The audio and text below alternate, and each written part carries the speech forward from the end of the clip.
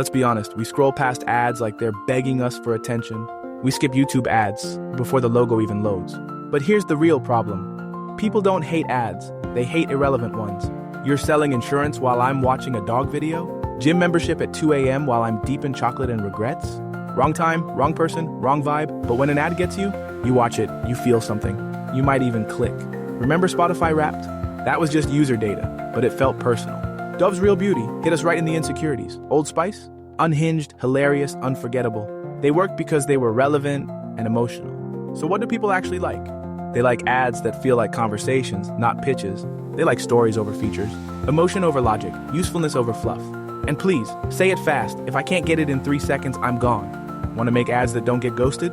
Talk to your audience, actually talk to them. Write like a human, not a corporate manual. Designed for emotion, not just aesthetics. And for the love of conversions, let someone brutally edit your work before you hit publish. The best ads don't interrupt, they connect.